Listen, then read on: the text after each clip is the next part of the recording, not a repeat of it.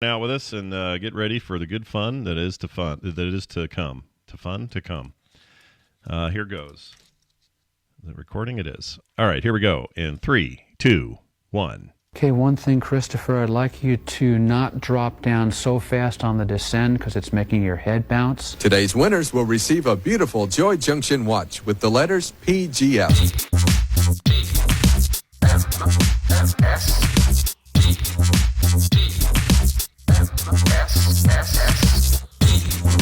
This is the morning stream.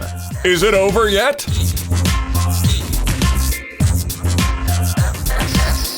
Good morning, everybody. Welcome back to TMS. It is the morning stream for Monday, March 28th, 2022. I'm Scott Johnson. That's Brian Ibbett. Hi, Brian. Good morning. Good morning. You're back from the great state of Texas, the Lone Star State. That's right. I missed you all Friday. Hope you missed me. Yeah, we did. What did you? So you went down there for a pinball thing, and give us not just a pinball. I mean, we're talking the biggest pinball event in. I think they were calling it biggest pinball event in the world. So, Texas Pinball Festival is this annual event that they hold in Dallas, actually in Frisco, which is just north of Dallas. Really nice area, by the way, nice suburb of Dallas. And it's they take the Frisco Convention Center and they completely fill it with 90% pinball machines, 10% video games. Oh, I was going to ask how there was with the gaming side, and it sounds like there is some. I wasn't sure they'd have There's any. some video games. They had there weren't any Tempests. They did have 2 Jousts, one of which had a really effed up screen. Like there were like the letters on the track on a tracked mode were all garbled and flickering and stuff like that. But I did play the other Joust, and I took a picture. I got in the high score. Listen, I got in the high score of a machine that was sitting on the floor of the Texas Pinball Festival, constantly being played by people. Wow! So I got to feel pretty good. I'm impressed with that. Yeah, no, that's awesome. Do you remember what your score was? I can pull it up. Oh yeah, but you got the picture of the score. I took a picture. It's on my phone. It was. Let's see here. I'm excited to hear this. It was only 57,600, but I was on the daily buzzards list. That's actually not bad. That's really good. That's a high score. This machine, Steven Radke, who also owns a full-size Joust machine, Chili Dog. He's a regular Nerdtacular attendee, TMS Vegas attendee. He'll be there in Vegas next month. Nice.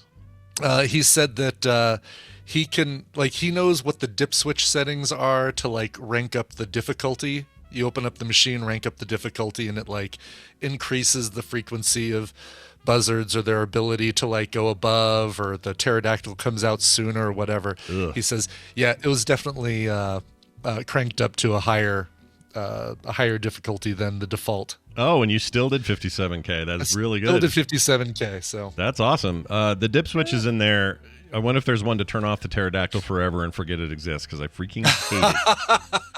Hate that thing. You don't want to do that, because there's a mode where you can you basically level 11 or whatever level 11, you work it out so that one of the gray dudes, the gray buzzards, gets pulled down into the lava by the hand. Yeah.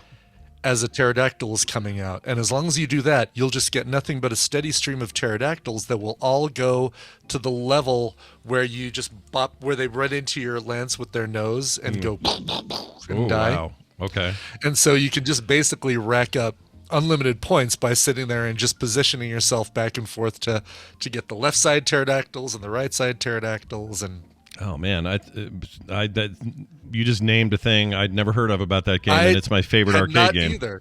Yeah, I know. It's I didn't know that was a thing. It's like finding out about the Tempest. Get to the certain level, end your score with 2 digits, and you can get 40 credits immediately. Wow! All right, that sounds great. And they had maybe the bane of every every arcade in Arvada. Did they have all your favorite pinball titles there as well?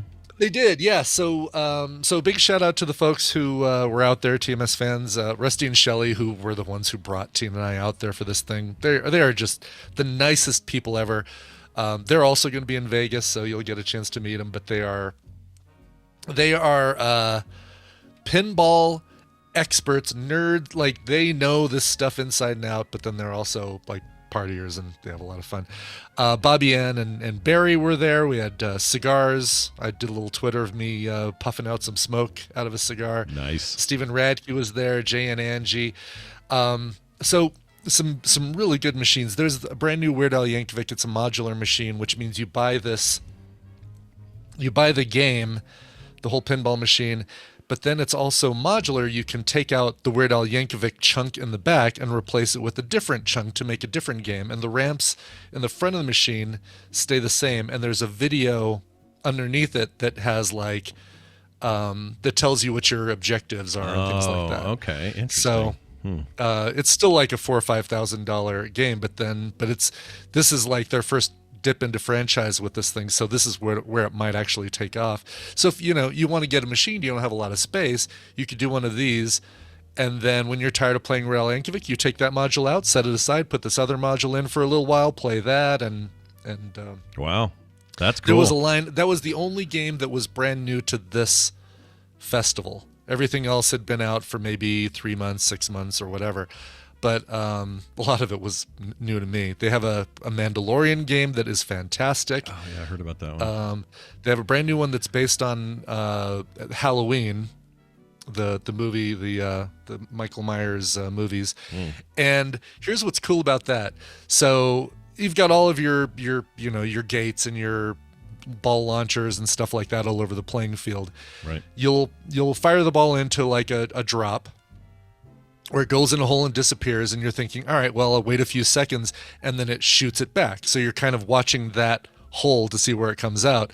And boom, the ball comes out of another place that you're not even expecting. And you have jump scares because of that, like, as if you were watching the horror. Well, that's a great idea. What a cool idea. It's a really clever way to do it. And then they have all these hedges on the side, and Mike Myers comes out with a machete and then disappears back in. He's like... That's awesome. It's a really good game. Yeah, it sounds cool. A lot of different challenges and stuff. Perfect timing for that too. Let me ask you this one question about Weird Al's machine. Yeah. Did it control? Yeah. Did the control feel like a great big? What's that called? He plays. What's that thing? Oh, an accordion. Yeah. Was it like an accordion at all? It seems like that would have been a great way to do it. No, it's since the thing's modular, you got to kind of make the buttons pretty generic to be able to control different games. But but that thing, that little back section, which is only about a third of the playing field, had like a UHF camera in there. Yeah. It had a Jurassic Park what was it? Geriatric Park. What was his thing? No, he did Jurassic Park because it was just a play on the MacArthur Park song with the Jurassic Park. Right. There's so many references to Weird Al songs in that thing. It is insane. There's so much stuff. Oh wow, that's cool. Yeah. That sounds awesome. I'm not a giant pinball guy, but I know enough about some of them that I really get into them. I like pinball video game hybrids a lot, and I feel like those are underrepresented, but they probably are like looked down upon a little bit by the purists of the pinball folks. They definitely look down on the arcade 1-up.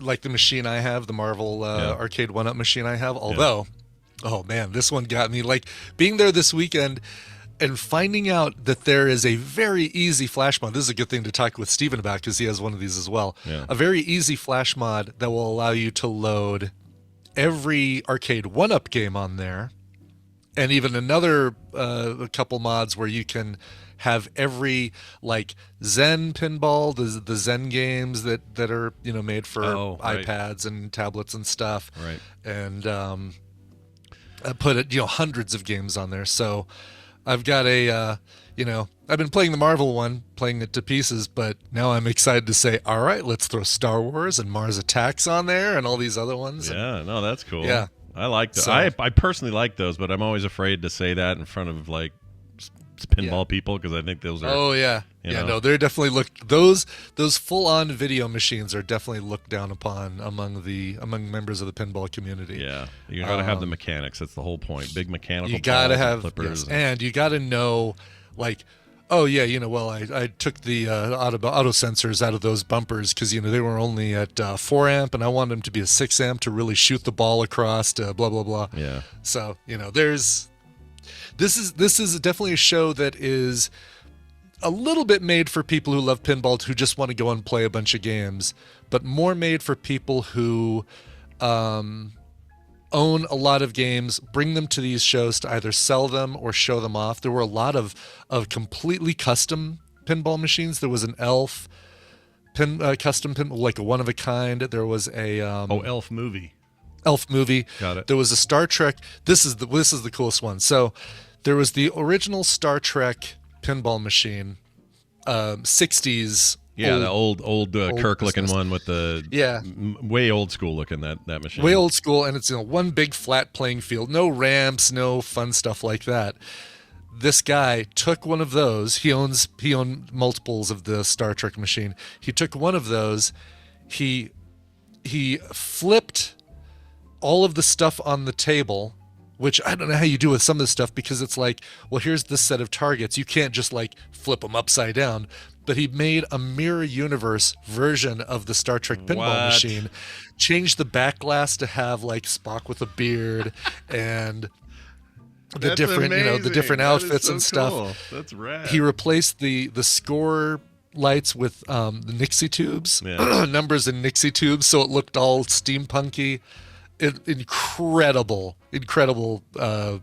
That's great. I wonder if that guy I wonder if he documented any of that and put it up somewhere. Oh, I bet he did. You know what? There's got to be a thing online where he talks about the. Yeah, we live in that era, right? Everyone makes YouTube stuff these days. I would hope so. That'd be really cool to watch. Chat room, Captain Kipper found it that quickly. Oh my gosh. Yes.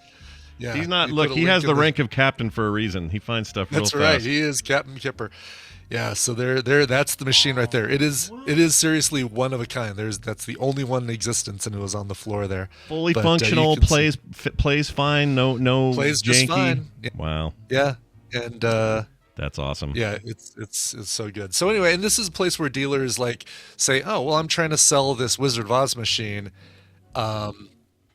Somebody can come and buy it, and it we played it. Tina and I played this Wizard of Oz machine. I had one of the best pinball games of my life, and there were people behind me waiting to play it.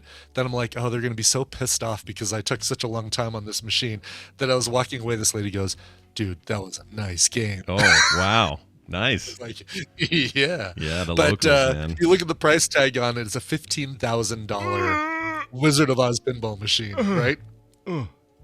Now I'm thinking, you've got some money to burn. You want one of these games. You come to this pinball festival. You're like, oh, all right, they've got a Wizard of Oz. I'm totally buying. You buy it. Do you leave it on the floor for more people to play after you buy it? Or do you, like, as quickly as you can, get that thing off the floor so that somebody doesn't drop a Starbucks latte down the... Oh, that actually was the next question I was going to ask. Did they allow people with like food, drink, that sort of thing? They had drinking in there. Like they had, they had. A lot of people had cup holders and stuff on the sides of their machines, which is the smart way to do it. That scares me though. If you had like a $20,000 machine in there, you'd just be like paranoid the whole time. Oh, for sure. Yeah. Yep. I'm sorry. I'm still looking at this Star Trek machine. It's so I know awesome. it's amazing, isn't it? Yeah. I'd play the hell out of that. So anyway, it was a great time, and I'm definitely going again next year. Scott, if I have to go there to Salt Lake City, bind and gag you and put you on an airplane, you're coming with me. All right, cool. I have always wanted to fly bound in a bag. So. Good. Well, I have a duffel bag ready for you. Yeah, if you can make that happen, I'd be good. All right, now we're going to talk about this. All right. I wish that was the sound. I do too. Sadly, that is not the sound. That's something I got from an old film sack. However, we're not going to talk too much. Okay, listen, if you're not a patron of the show, we just did like 20 minutes. 15 minutes, 20 minutes of talk about the slap heard around the world. Yeah, the slap heard around the world. Brian and I, we have a couple things to say, but honestly, we're not going to add too much to this ridiculous conversation that's happening across all forms of media today. If you don't know what we're talking about, the basics is that Chris Rock told a joke. It was about Jada Pinkett Smith, about her hair loss, although he may or may not have known. There's some question about that. Anyway, it was a very punchy down joke no matter what, however you say it. Will Smith then did also a bad thing, which was walk up there and slap him really hard in the face. At first, people thought it was part of a joke or something. Turned out later, no, it wasn't. And then Will Smith won the Best Actor award later, which is just about the weirdest. I mean, this easily turn of events. Yeah. Does this just for you, at least in my mind, this easily just wipes away the oops, we opened the wrong envelope year. Like, yeah, I was trying to think of anything like Marlon Brando not showing up to accept his award, or Warren Beatty and Faye Dunaway saying La La Land when they meant Spotlight. Right. Right. But it does seem like these are more the goofs are happening in a more recent way, doesn't it? To me, like it does. Yeah. I think there were streakers in the old days. I mean, it feels like the problems they had before were a little more quaint than announcing the wrong Best Picture winner and actual violence on stage. Yeah, these things feel like a far. Did I say Spotlight? I did mean Moonlight. Yes. Oh yeah, he meant Moonlight. I knew what you meant, and I even heard it, but I knew what you meant. So yeah, even Adele Dazeem, right? Oh, it's cute. Adele Dazeem. Oh, Adele Dazeem, I'd take that any day over somebody punching somebody. So yeah. So right after that slap, by the way, it's one of the first things they had after that was Will Smith, was John Travolta and Samuel L. Jackson and Uma Thurman going on stage for the anniversary to celebrate the anniversary of Pulp Fiction. Yeah. And they played the was it Miserlou they played? I can't remember what the song they played, but Travolta and Thurman are sitting there dancing while Samuel L. Jackson is putting the briefcase, Marcellus Wallace's briefcase, up on a stand. And I look over. So we had to go to our friends' houses. Well, not had to. We went over to our friends' houses. You willingly did that. You willingly went to your friends' house. Did that. Although we were both exhausted. I had like a Tina had a scratchy throat. I was a little congested. We were both worried that like, we were in Texas. Nobody wears a mask in Texas. Blah, blah, blah. And, but I leaned over to Tina and I said, how much do you think we can get, pay Will Smith to go up there and slap John Travolta to get him to stop dancing? Because that was horrible to watch. Yeah, that's hard to watch. I didn't. So for the record, I actually saw none of the live broadcast. Partly because I don't have a service that does it for me, and I'm not watching. I don't have regular live TV. That was part of it. But part of it is how I feel about these award shows. It kind of annoy me. Yes. But when that happened, I was like, oh, we're having a moment here.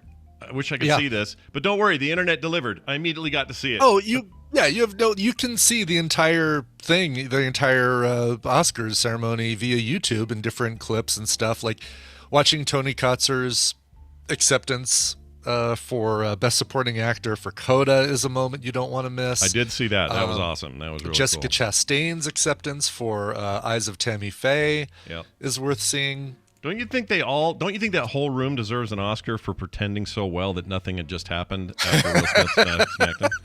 Yes. Because my gosh, except for Amy Schumer came out and said, "I'm sorry, I was just getting out of my Spider-Man costume. Did I miss anything?" It's like the moment when Pee Wee Herman got up on stage at the MTV Music Awards and said, "Hey, anybody hear any good jokes lately?" Oh yeah. I forgot about that because he was that whole porno thing that he was involved in. The whole porno thing, yeah. So yeah, give them all awards. The collective acting all combined, and they all ignored the giant elephant that sat in the room with them for the rest of the night. But yeah. So here, I thought I'd briefly, like we do every year, we'll just go over a little recap of some of the big ones. Yeah. Yeah. Here's your big stuff. You got your Best Supporting Actress, Ariana DeBose. Am I saying her name right? Ariana DeBose. For West Side Story. Now that's interesting because that's twice. That's twice that a movie called West Side Story, and the person playing that role got the Oscar for Best Supporting Actress, which is pretty cool. It was originally what's her name? Rita Moreno. Why, who was there, and I didn't even think about this, but when they first showed Rita Moreno, I said, "Oh, it's good to see Phyllis Diller still with us," because she had this like big feather wig going, like the old Phyllis Diller, like a wig made completely out of feathers. And wow, that's a good call. It's a good deep cut. It was a good deep cut. Then we have all of Dune won everything else. Sort of.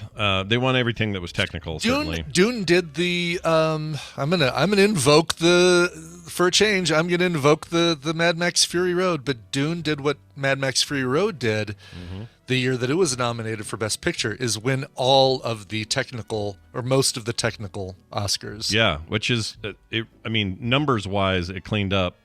Right. maybe not, prestige-wise. Those are always, those are your best picture, your best director, your best whatever. Yeah. But, it's almost a mere... Sound, cinematography, production design, editing, music, visual effects. Like, it nailed the technicals. Yeah, for sure. And it did. You're right about it mirroring Mad Max, because Mad Max was basically the same deal, including Best Picture, Best Director, all of that nominations, but won everything else technical. It's almost the exact same thing. It's almost the same, except those movies are not the same, and they're both amazing, and people should watch them. I just want to make that clear. Yes. I am not saying those movies are the same, everybody. Of course, yes. Let's see what else. I was a little bummed about.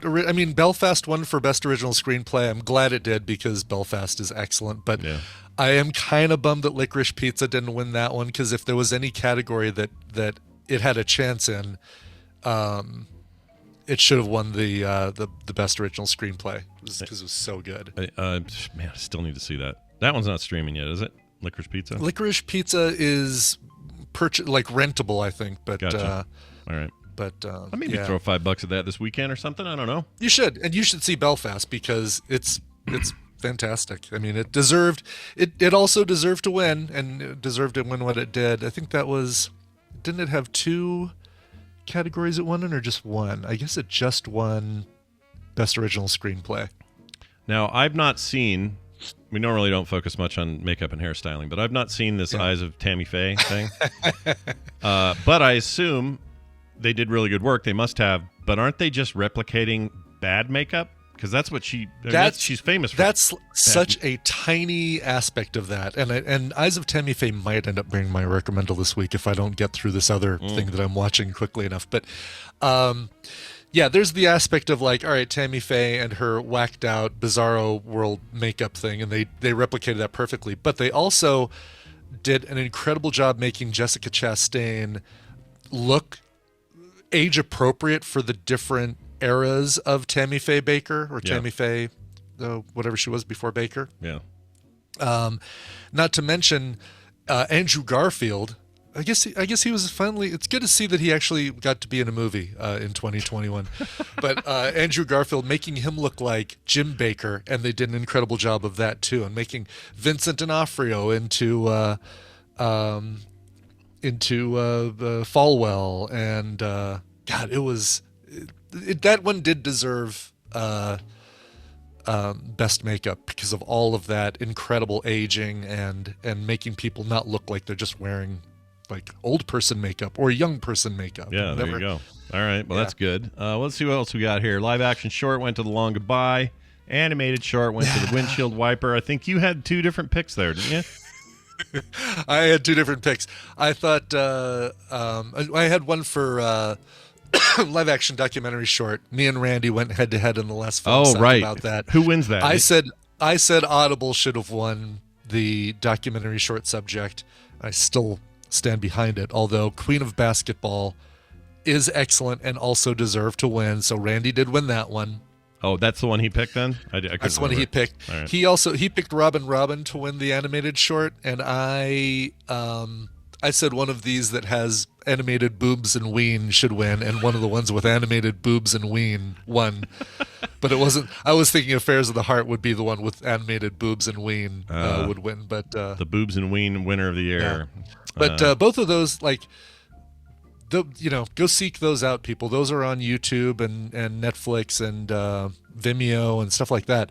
But Affairs of the Art and The Windshield Wiper are both really, really good. Yeah, I got to see both of those. I want to see all of them. So, George Plimpton, you're a fan of George Plimpton's love his work. Yes. Yeah, that second one is going to make you Affairs of the Art is going to make you think about George Plimpton and his style. But that other one, I put links to both of those in our film sack thing. Windshield Wiper, there are parts of it I can't tell how they animate it, because it looks like it's part 3D, but then that part kind of looks like it's 2D and stuff like that. That sounds awesome.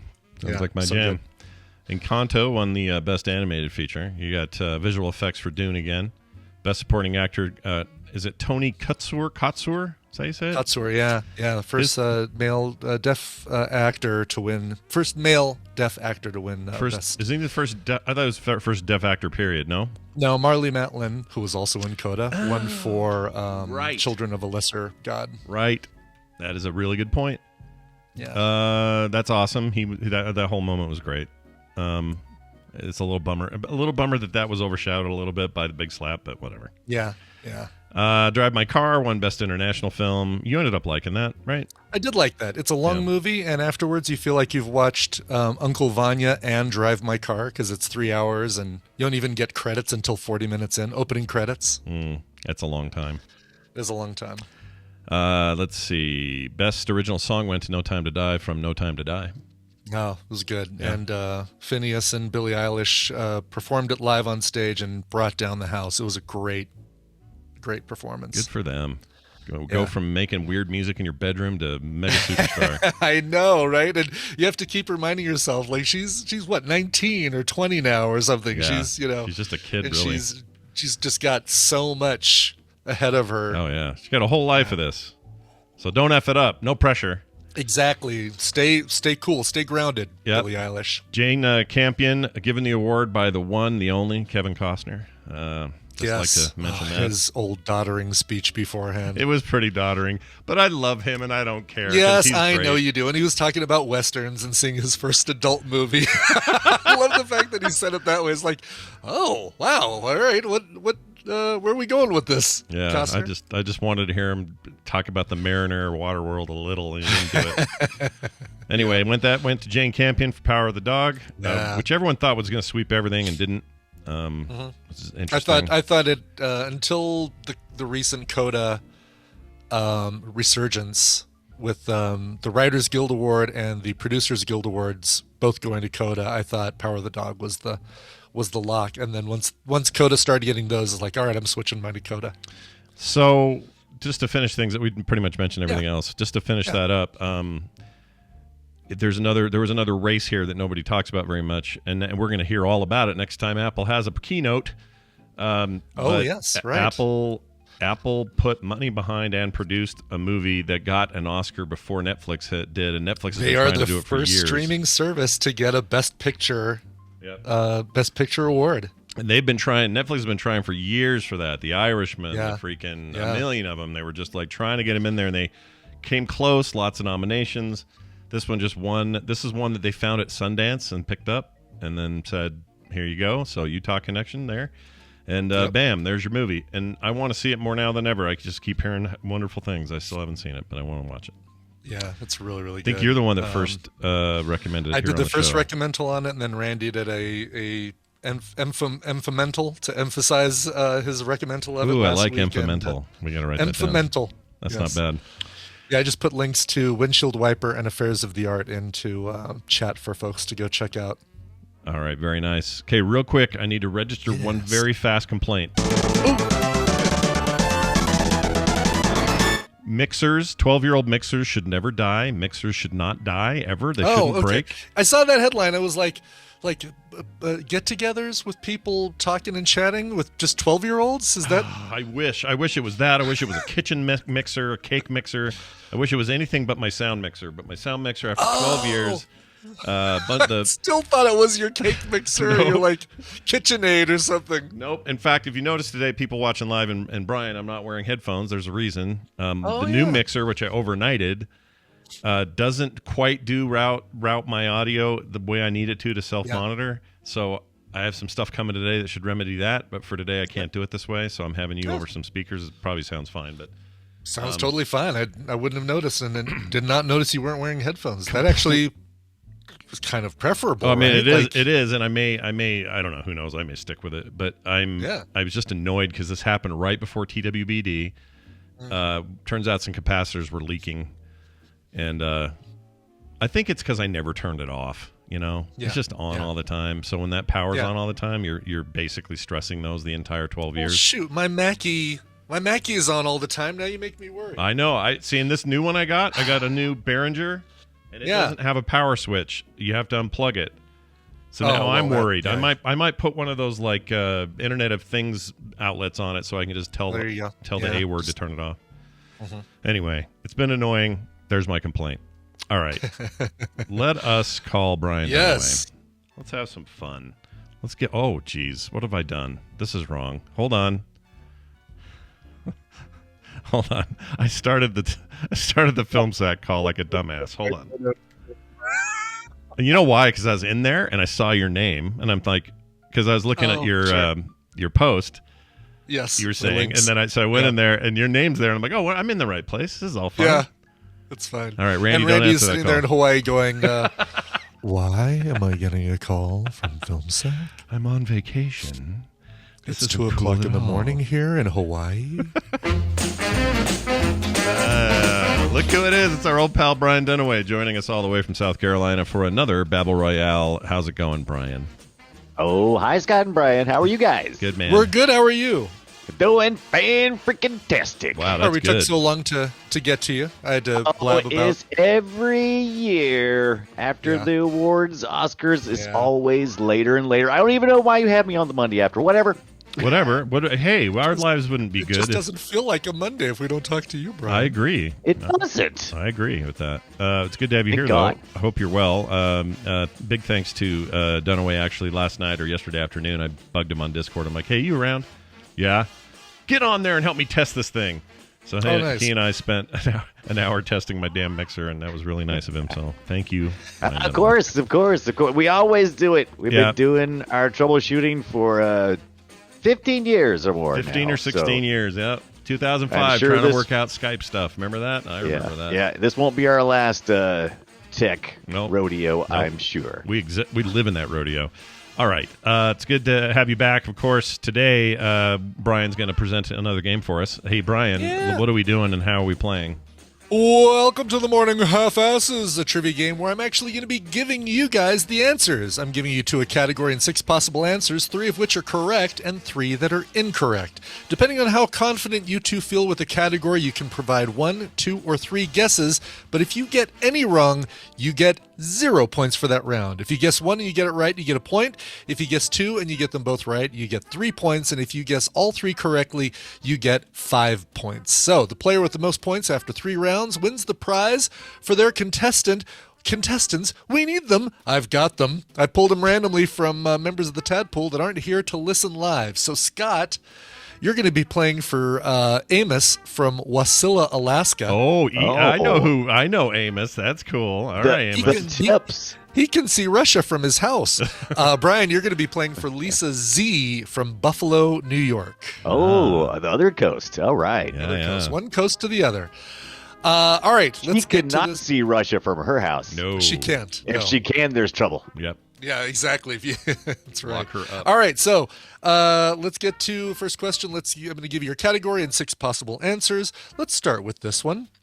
Stars who have hosted Saturday Night Live 10 times or more. So these are people who have hosted 10 times or more. And I like Chris the celebrity style questions the day after the Oscars. Always good. I like it. Well, you'd be surprised. Like, I've actually hunted for some stuff related to this last weekend. So, all right, your 6 choices I bet Chris Rock wishes you would keep his name out of your mouth. I think he's going to wish everybody would keep his name out of their mouths, but that ain't going to happen today. So these are 10 or more, you say? 10 or more. People who have hosted 10 or more times. Your choices are Buck Henry, Alec Baldwin, Chevy Chase, Christopher Walken, John Goodman, and Justin Timberlake. 3 of them have hosted 10 times or more. 3 of them have not. Oh, my Lord. I feel pretty confident about, I don't know. I'm locked in, but I don't know. Yeah, I'm doing that one. I'm doing those 2. All right. There's the third one that's tricky to me, but go ahead. You guys have locked in. Let's see. You guys both went with Alec Baldwin. I'll tell you, that's correct. He actually holds the record. He's hosted 17 times. Oh my gosh, that's a lot. Scott, you also chose Buck Henry and John Goodman. Brian, you chose Christopher Walken. Scott wins the first round. Those are the 3. A nice little sweep there. Yeah, Buck Henry has hosted 10 times. John Goodman hosted 13 times. Christopher Walken only 7. Timberlake's been on a bunch of times, but he doesn't host usually. That was what I was trying to. Right. He's hosted 5 times. He's a member of the 5 Timers Club, but he hasn't, unless he's hosted one more time since this card was written. Do you think they even want Chevy Chase back? They probably are annoyed with him, like everyone is, I think right? so, yeah. He's got to be difficult. He's got to be like, I started this show. There's got to be some major diva. Oh, yeah. He's already known for that, but like, what was I watching the other? Somebody the other day sent me a YouTube video of his promo for his upcoming talk show. Remember that talk show that lasted like a week? Yeah. And there's a promo floating out there of him, trying to get people hyped for it. And it was the weirdest, like, take me back in time moment of, it was odd because I'd completely forgotten about it or something. Yeah, and it lasted not like a week or something. Yeah. I can't remember who's lasted less time: Magic Johnson's talk show or Chevy Chase's talk show. Really bad. Anybody shocked that they've made a poor decision bringing Chevy Chase on board on a project? That's on them. Yeah, that is on them. He's been Chevy Chase for a very long time. You don't have to do too much research to find out it's going to be a problem. Yeah. All right, let's get to category number 2. I just flew. I just came back on a trip, flying through from Dallas to here. Name 6 of these are. Let's try this again. Airports named for someone who died in a plane crash. So of these 6 answers, 3 of these are named for people who died in a plane crash. 3 of them are not. What a weird. I wonder if they're all before or after it happened. I don't know. Right. Oh, I see what you're saying. Like they were named before the plane crash. Oh, that's interesting. Was that part of the deal? Yeah. Oh, yeah. That's I would need to know. That's important to know. Did it name them after this because of their death in a plane crash, or was it just so happened? It's like, I don't know that. I don't know the answer to that. So your choices are O'Hare International in Chicago, Pearson International in Toronto, Newt Rockne in South Bend, Saint-Exupéry in Lyon in France, Aquino International in Manila, and Will Rogers Airport in Oklahoma City. Oklahoma City. I don't freaking know. Did his horse also die?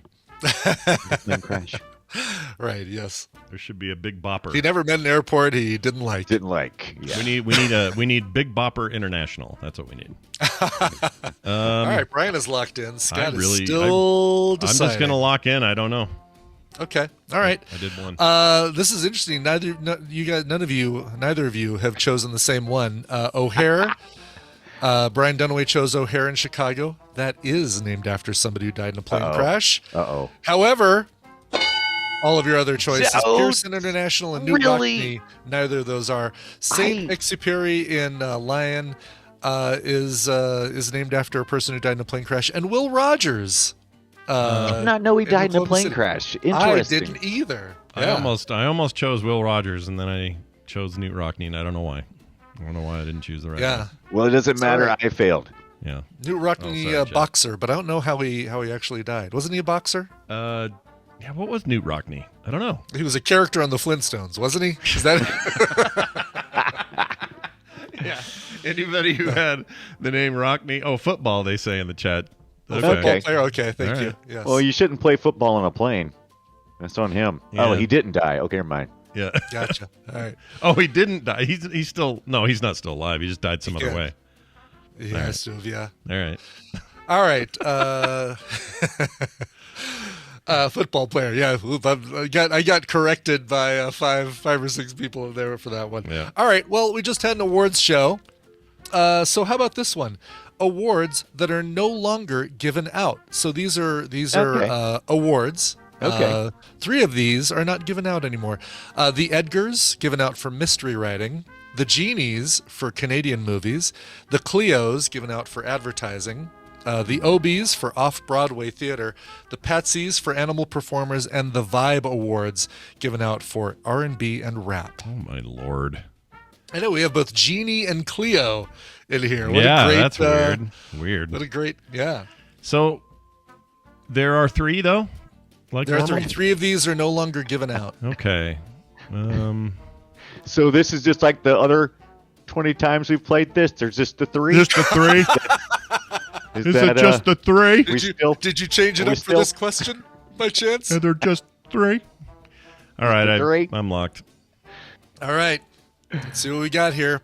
Let's see. Both of you said the Patsies, which are given away to animal performers. That's absolutely correct. Really?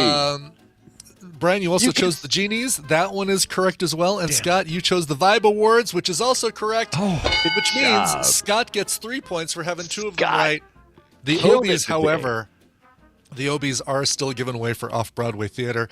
They're due to be handed out, I think, in April. The Obies. Okay. The Cleos I'd heard of. I wasn't sure they were still around, but it feels like those were a recent thing I'd heard of. So they are still. Yep. Yeah. And I think award season for those is also right now as well. Like I did some research just to make sure that again the question hadn't changed, and the nomination period for the Cleos is still going. So. Okay. Who gives awards to animals?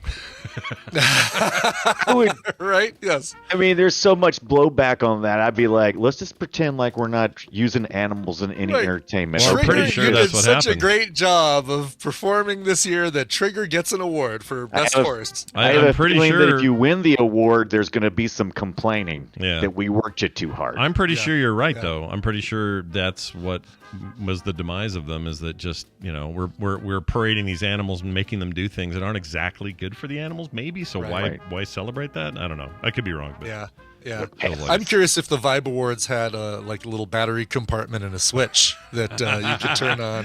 No, Brian, I'd like to accept this award. It's all it's all app operated now. So right, good. You just push a little app button. Perfect. Well, congratulations, Scott. You're our winner, and that means that Amos from Wasilla is getting our prizes. He's going to be getting a copy of Paradise Lost and Cobra Kai, the Karate Kid saga continues. Didn't realize there was a Cobra Kai video game, and if it's not like Karate Champ, then what are we doing? Yeah. What's even the point?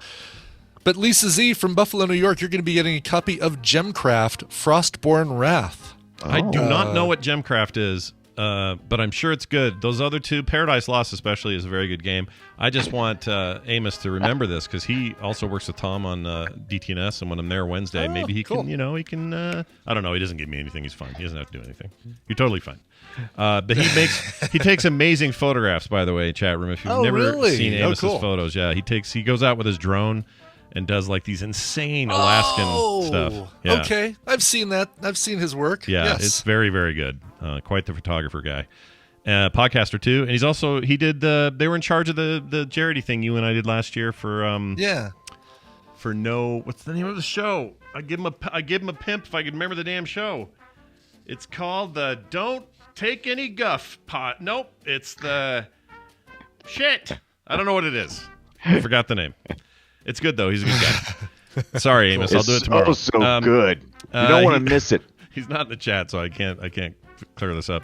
Anyway, so there you have it. Congratulations to our winners. You're both winners in my book. Winner, winner, chicken dinner. And especially to Brian Dunaway, who tomorrow will be forced to sit down with me and talk about DuckTales. Why? Woo! Because that's the video game, and moreover, the history of of Capcom and their work with Disney, because it's an interesting path that all took.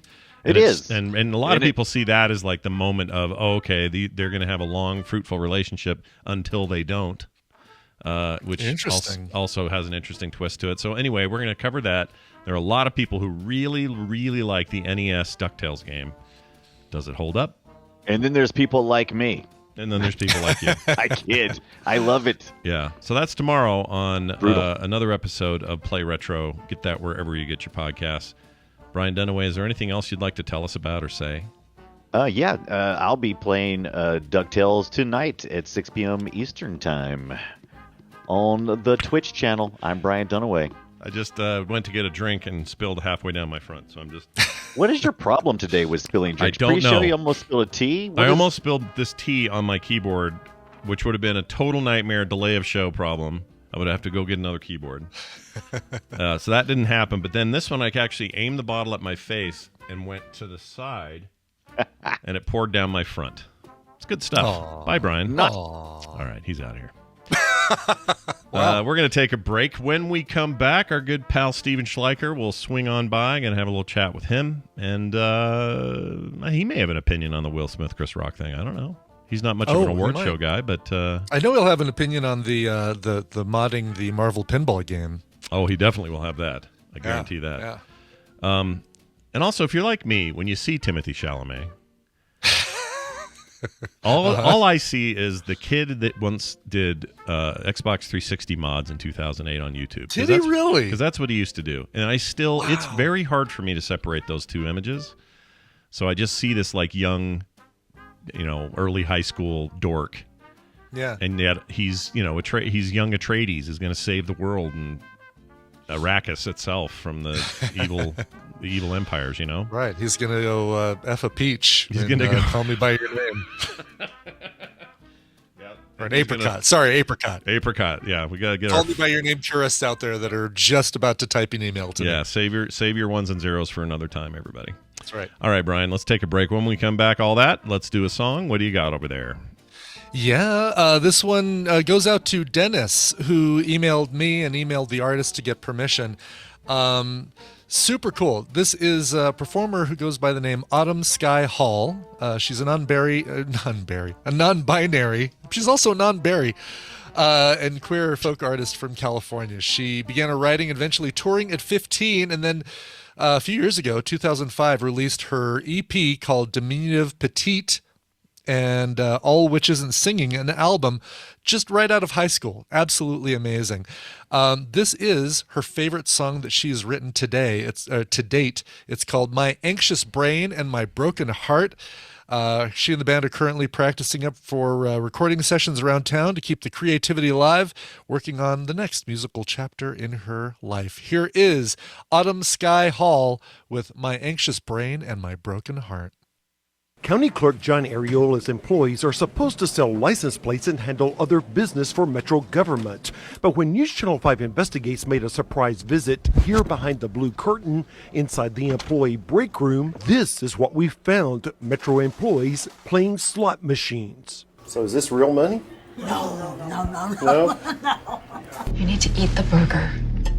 Don't you want to eat the burger?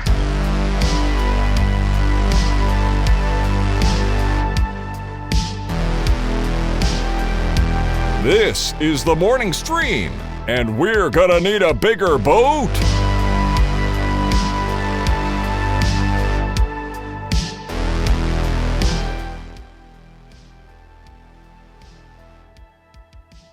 Oh, sorry, my mic seat.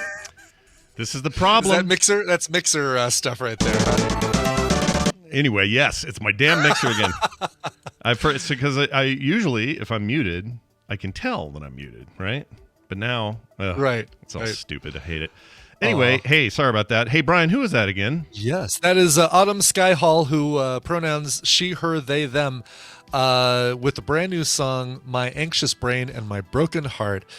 Check her out online. Okay, now, real quick clarification. Speaking of Claire and clarification, Claire. A Claire. When I said that if you dated Timothée Chalamet, that you would crush him, I meant nothing other than that he's made of kindling. You're fine. All the girlfriends are fine. It's him. It's he will break because it doesn't matter who you are. He's a little tiny spindly boy. Take my Irish lass's name out of your mouth, Scott Johnson. I love that the only way that we knew what any of what was said is because the Japanese and the Australians don't censor. Right, exactly, because of other markets where they didn't... they don't censor over there. They don't care. Yeah. They're like, whatever, you Americans are going to say what you're going to say. Bring it on.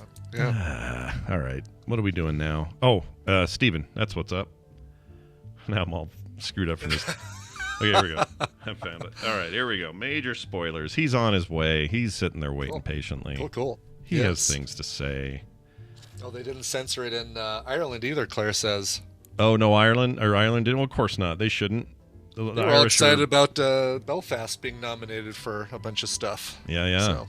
Yeah, Belfast. You guys got to be in for that. You got your Dairy Girls season 3 trailers out now. That's right. Pretty cool. I'm so excited for that. By the way, I did not realize Belfast was semi-autobiographical. I always thought that Kenneth Branagh was from London, from I did before this. I absolutely did as well. I had no idea. Yeah.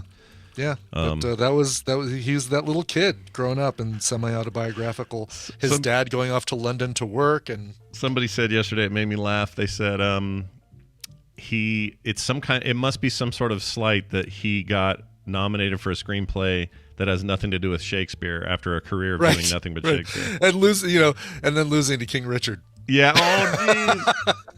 All right, sorry, beating King Richard in that category, but yeah. Sorry, Kenneth Branagh. Branagh? You put the you don't pronounce the GH. Kenneth Branagh, right? Branagh. Branagh. Well, let's ask this guy. Stephen Schleicher. Stephen Schleicher. Hey, Stephen Schleicher. Thanks for holding. How are you?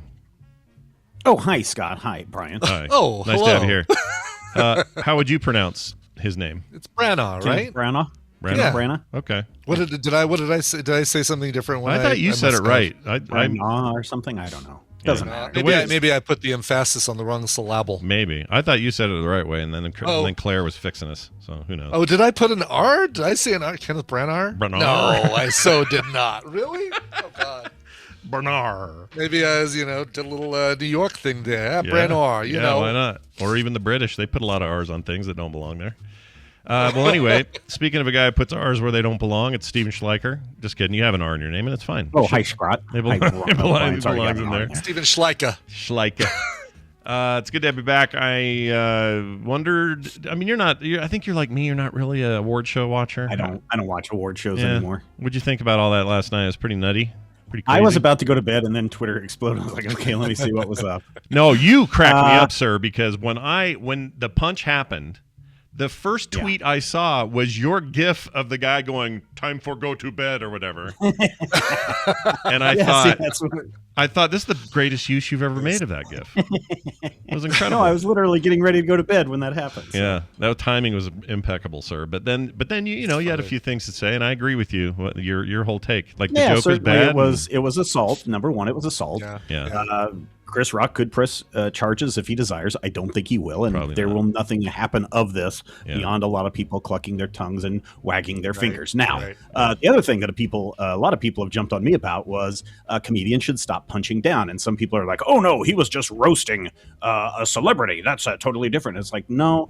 The thing is, it moves beyond humor when you're actually making fun of somebody who has an illness or a disability. It's like me coming on and making jokes about Brian's wife. That would be totally it would be completely inappropriate. And so I totally agree with this standpoint, by the way. I still think there's some question about whether he knew it or not. And I'm not this isn't me trying to back him. I just don't know if he knew. Yeah. Because the other thing is, there's a good chance Chris Rock didn't even write that joke. The Oscars have writers, and there are people backstage during the live show that are just like, here's a one-off that he can use. Feed it out to him. I put it up on the teleprompter, and he's just reading what's off the teleprompter. Yeah, true. These are it the may things. not necessarily be his fault. Yeah, and this is the reason I bring all this up. probably- It's always complicated in ways that we don't even know about. And so I think it's important to at least look at it from that perspective, or to have as critical thinking as possible. I'm not saying Chris Rock should or shouldn't do whatever Chris Rock does, but who knows, And because we don't know, it's easy to make, jump to conclusions. It's also fun to watch it. Half the people think it's fake, half the people think it's real, and then have those two people try to get along. At first, I thought that maybe it was that as well. Yeah. Until you watch who was sitting behind Will Smith, Lupita. Oh yes. You just looked at her face, and at first she's kind of smiling and laughing, and then he's like, take my wife's name out of your effing mouth, and you just see her just like, oh no, this ain't a joke, and you just see her going, okay, this is dead serious. Yeah, things went full Jerry Springer for a bit there, for a hot minute. Who was it? Lucille Ball. I can't think of her name. Nicole Kidman. Her reaction was totally like she was at a show. Like she was just like, I think a lot of people at first were like, it was totally a thing. Yeah. So it's real dumb. That's all anyone's going to talk about, even next year. This will all roll around again, and people are going to be like, "Oh, I wonder what'll happen this year," and we're all going to be sick of it. But hey, this is what you get when you live in a world of people who get pissed at each other. So forget about all that. Did any of your movies that you wanted to win, or did you have any? I really wasn't even paying attention to any of them. I saw have a several horse of in them. the race. No, I didn't. I really didn't. I mean, what's the one that I just watched that was up? I can't even remember. It was one of the movies was up the other day, and I was like, oh, that's a really good one. I think Brian recommended it. Dakota? Yeah, no, I wish I would have watched that one. That one, when it first debuted on Apple Plus, I was like, I think I want to watch this, and then a bunch of other things. You can still watch it. It's still there. Yes, yeah, it is still there. That's all I kind of wish that I had watched it before the Oscars, though. Yeah. Well, we got time, Steven. You and I, we can commiserate and watch it. I mean, I've seen Dune, so I mean, there you go. There's that. Yeah, and Dune's awesome. And Dune, I love when a genre film wins a bunch of shit. That's what I care about the most in this world. So good job, for sure. Genre film. All right, so let's dive into a couple of weird things. I guess there's a Supernatural prequel coming, and by Supernatural I mean the WB show with the two brothers. Show. Yeah, or CW. Sorry, did I say WB? What year is it? Is there a WB? Is there? I mean, who knows? After this merger is finally complete. Yeah. What's my age again? Yeah, I should say. Anyway, I hear they're trying to sell that off or split it off or whatever. Oh, they are? I didn't know that. Anyway, yeah, I think so. Yeah. You don't? Is it not profitable to them or something? They don't want it? I would have to go back and look at some numbers, but The Flash was one of their highest rated shows, one of their most popular shows, and their budget per episode was like $3 million, and I think they were making somewhere around $5 million per episode in ad sales. Yeah. So it was profitable. I'm sure it's not an issue about profitability. I'll have to go back and I'll send you guys some stuff that I saw about them spinning it off, especially in the with the announcement last week that they've already approved like 6 shows for new seasons next year, and that was like, oh, this seems highly surprising that CW did this, considering that they are potentially going to be sold off to some other group in the next 6 months. So. And this whole thing is going to be like Negan and whoever he was married to. It's their story, right? The dad and the mom before. So in the Supernatural, the show that ran 14 seasons, they're doing the prequel called The Winchesters with Meg Donnelly and Drake Roger, and this is how did they first meet up before they had kids and she died and the father went missing and all that stuff. So right, so we're gonna have. This will be set in a different time, I assume. Probably, right? It most definitely will, because the father, Drake Roger, he has just come back from Vietnam in the story. Oh, interesting. You know what? I liked Supernatural. What I saw maybe 2-3 seasons of it, and it's a good time for a CW show. It's a good time.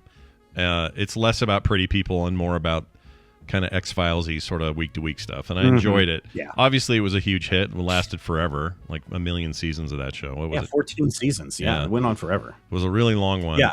So I have to admit, I have a little interest in this, a little bit. This much. I have never seen a single episode of Supernatural. I'm waiting for us to do one, like a watch-along episode for Film Sack. Well, we're bound to find something in there, I'll bet. I'm sure we are, yeah. Yeah, there's got to be something bad. I think I watched 3 or 4 episodes of the first season, and I'm like, oh, okay, I get the you get the setup, gist of what it everything. is. Yeah, right. It is a little rinse. It's a little rinse repeat for sure. They kind of do the same stuff over and over, but yeah. And I agree. That Jensen Ackles guy, good-looking man, no question. He's on The Boys now, so let's see how that goes. Oh, okay. And I know the other guy was from Lost. It was he was on Shannon's Lost. brother. No, different guy. Different guy? You're thinking of the guy from not Pretty Little Liars, the vampire show that CW had. I know why you're mixing them up because they look identical. Oh, really? Okay. Yeah, the one, the other one. Oh, he was on the Gilmore Girls for a long time. He was Dean. Okay. Shit. Someone in the chat remember his name? I know. You all know. Shows I haven't watched for 400 hours. I can't remember his name. Boone. Boone is the actor. Let's see. Ian Somerhalder. No, that is definitely not him on Supernatural. Jared Spackhoochie. Wait. Oh, Jared Padalecki. Not Padalecki. Spackhoochie. Padalecki. That's Sam Padalecki, Winchester. yeah. There you Okay. go. So it's him and Jensen Ackles were the brothers. Yeah, and, Vampire Diaries is totally what I was thinking of, apparently. Okay, all right, well. Yeah, they look the same, Brian. I know, isn't it pretty people with supernatural stuff going on that they're identical doing? sexy boys is what those two guys are. Well, anyway, that's coming. We don't know much else, right? We just know that premise. No, that's all we know is the premise. All right, now the one I'm really interested in. Live action Voltron. Tell me more.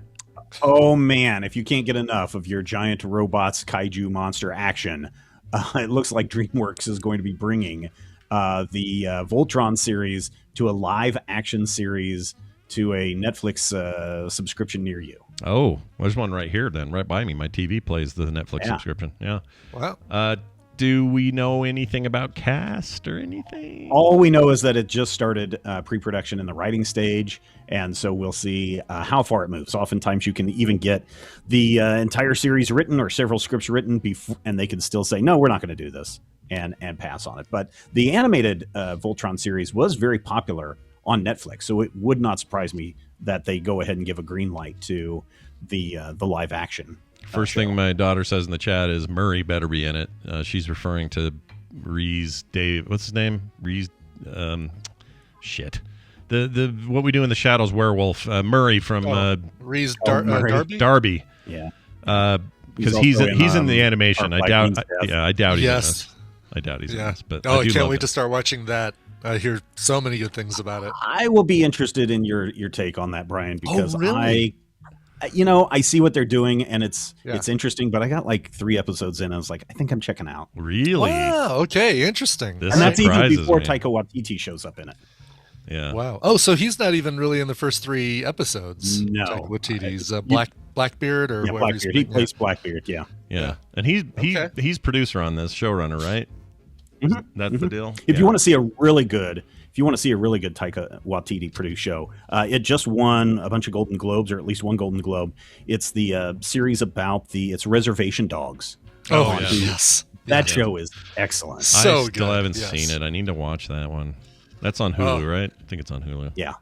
Yeah, I'll finally check that out. It's excellent, yeah. It's got that guy in it I love from Fargo season 2. I can't think of his name though. He's also in that Dr. Sleep. He was Crow. Oh, the guy with the mustache, right? The indigenous person guy.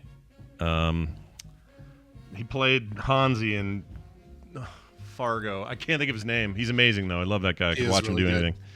Yeah. Well, that's cool. So big giant robots, lots of CG, I assume.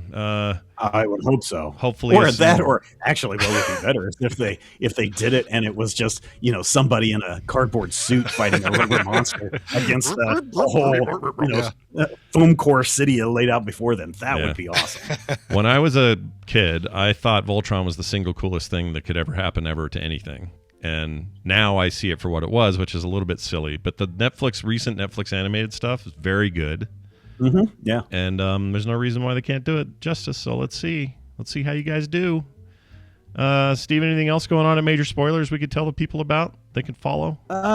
Let's see. There was something I was going to mention. Last week on Finally Friday, which you can catch over on our Twitch channel, twitch.tv/Major Spoilers. We did a whole Tolkien reading day where we sat down and Ashley read a quick little short paragraph from the Silmarillion. And we talked about how that will play out in the upcoming Rings of Power series over on Amazon. And it filled up the whole half hour, and people were really into it because Ashley has a really deep knowledge of all things hobbitses. And people should go check that out. It was a lot of fun. I guess I never knew the answer to this, but this Rings of Power show, is it primarily based on things from that tome? No, because apparently Warner Brothers is still arguing that they have all the rights to it. So it's like footnotes and other notes that were not in that book is what supposedly the Rings of Power is based on. So interesting. Okay, I'm actually kind of more excited about that because I don't really want a retread of anything. I wouldn't mind. Well, it takes place during the Second Age, so the only thing that you're going to see is the rings have already been forged supposedly at this time, and so you'll see how Sauron is corrupting the kings of man, how people are rising up to fight him. It should be very much Game of Thronesy in that aspect. I'm pretty excited because the rings that went to the elves, fine, whatever. The rings that go to the dwarf kings, it's fine. The ones that went to the humans, those guys are effed. Yeah, that's what I said. That's the stuff that I want to see. I want to see these kings of men get corrupted by the ring and how Sauron is manipulating them behind the scenes and everything. I just think that's going to be. I'm legit excited. I'm actually really. They've thrown so much money at this production. It's either going to be a glorious thing or a terrible nightmare. And I believe it's been renewed for a season 2 even before the first one airs. So. That's usually a good sign. Because if the money people are confident, the money people are rarely confident. So that's good. Well, all right then. This has been, as always, enlightening, fun, and good to be hanging out with you. And people, make sure you go to majorspoilers.com. Follow him on Twitter at majorspoilers. You'll know when he goes to bed because he puts up this GIF every day. It's fantastic.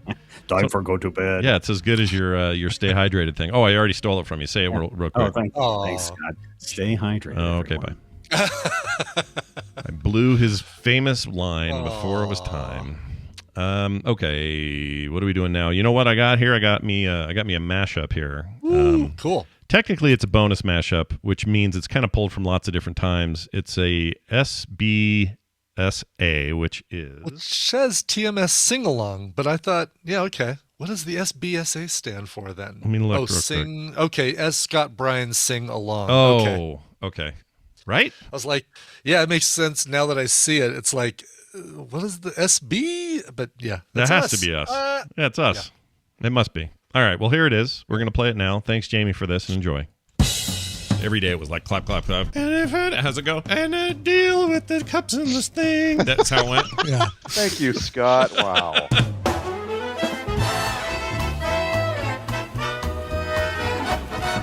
Left ear good. Left ear is right bad. Ear bad. I hope you don't touch my boner twister. Whoa. Hey Jude, I'm leaving I now. love Sean Moore. Gonna treat him like he's related. Taco Bell told me that there was a shortage. I'm proud to be America. Yeah. My wiener's free. I gladly thank the man who died who gave that right to me.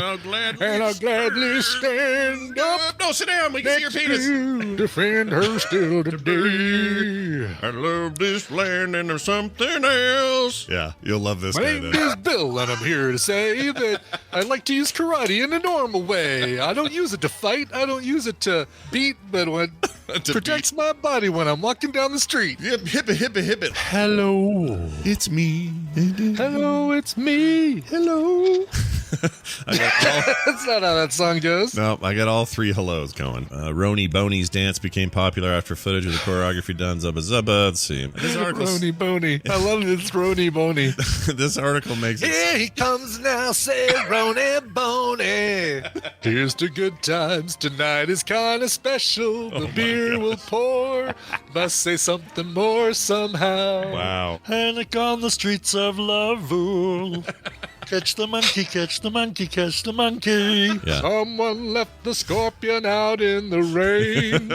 And it's on the shirt I purchased. And that shirt's not coming in my house. Wow. We got a whole song. And I'll never buy from that internet company again. See, there's more. Oh, no. Oh, no. Addicts are using the diarrhea drug Imodium to get high. Really? Yep. I went to go fix my diarrhea, and then I got high. Is that how the song goes? I was going to get the squirts, but then I got high. Ooh, I was going to mess up my shirt, and then I got high. Don't stop breastfeeding your tabby. Don't stop. We'll be landing soon. Oh, man. All right, go ahead. Sorry. I don't know why that song is perfect, but it is.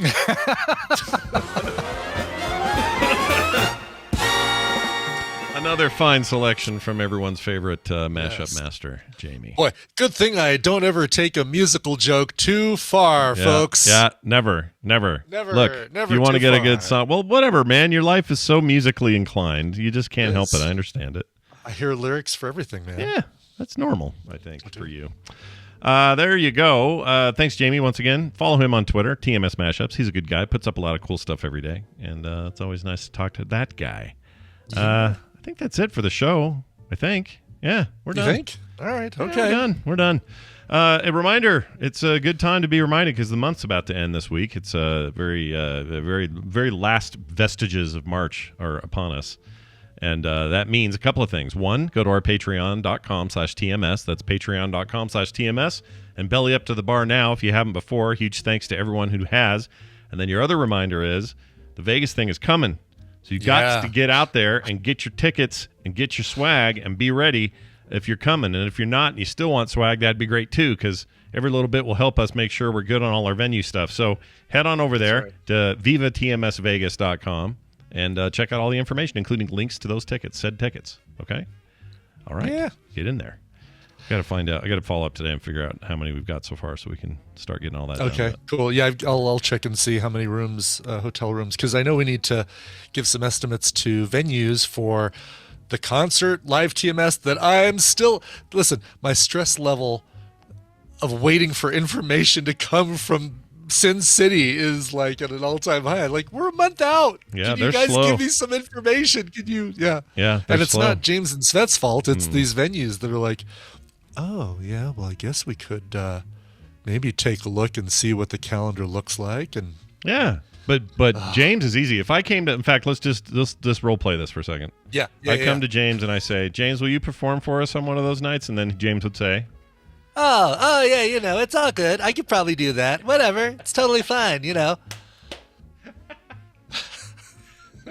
Any excuse I can get to hear that. I love doing that voice because so few people, and sadly, so few people. Right. So there's another reason y'all need to come and meet us there and then see James perform, and then you'll be like, that impression is dead on. You'll hear it finally for yourselves. Correct. Oh my gosh, I almost dropped my phone. I'm spilling drinks, dropping my phone. Ow. I'm all thumbs today. All right. Frogpants.com/TMS for everything else you might be looking for. Contact us there. Twitter stuff there. All of it's there. Go check it out. You can request songs there. All of it. Okay?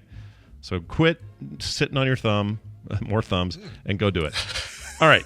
Let's get to the song. We're going to play a song. Do you have a song? Yeah. This one's going out to James W., who says, Dear Scott and Brian, this is a request for my 48th birthday, something that wasn't exactly certain late last year. Early December, I woke up with what I thought was heartburn. Turns out I was actually having a heart attack. Oh my God. Ugh. After spending a week in the hospital, I left with a few stents in some now unblocked arteries and instructions on diet changes and more exercise. While I was in hospital and during my recovery, you guys continued to provide a distraction and certainly to me in an uncertain time, something you've done for the past 7 or so years. I'd like to thank my wife and family, the staff at Queen Alexandra Hospital in Portsmouth, and all of the Tadpool Frog Pants family for helping me get through this. Man. I will hand it over to Brian to choose a heart cover.